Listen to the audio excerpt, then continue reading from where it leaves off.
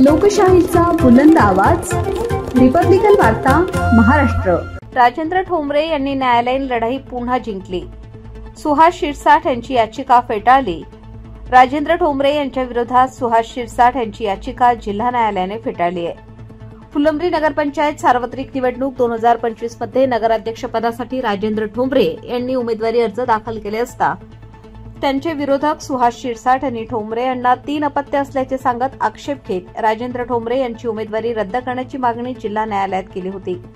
जिल्हा न्यायालयाने सुहास शिरसाट यांचे आक्षेप फेटाळून ठोंबरे यांची उमेदवारी कायम केली आहे। फुलंब्री नगरपंचायत निवडणुकीचे वातावरण हिवाळ्यात चांगलेच तापले आहे।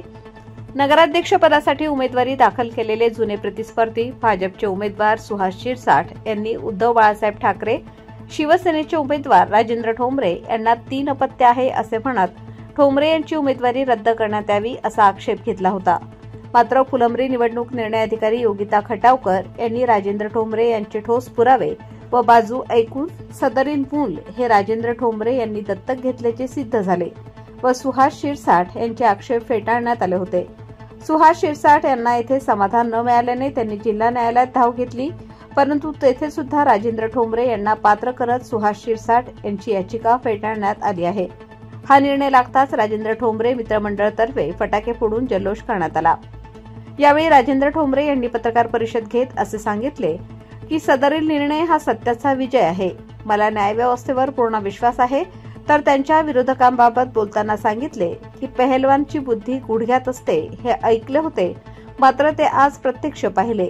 माझ्या विरोधकांना त्यांचा पराभव डोळ्यासमोर दिसत आहे, म्हणून ते मला स्पर्धेतून बाहेर करण्यासाठी हे खोटे नाटे कार्य करत आहेत। मात्र मला मायबाप जनतेवर पूर्ण विश्वास आहे की ते मला न्याय देतील, मताच्या रूपाने माझ्यासह माझे सर्व उमेदवारांना आशीर्वाद देतील, विजयी करतील असे सांगितले।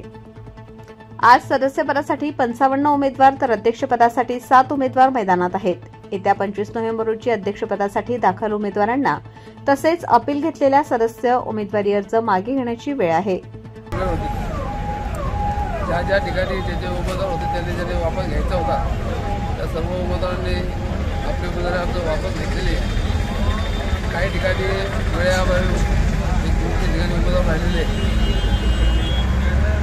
त्या ठिकाणी परत बसून आम्ही चर्चा करून प्रश्न मांडणार आहे आणि परत या ठिकाणी फुलंब्री शहरासाठी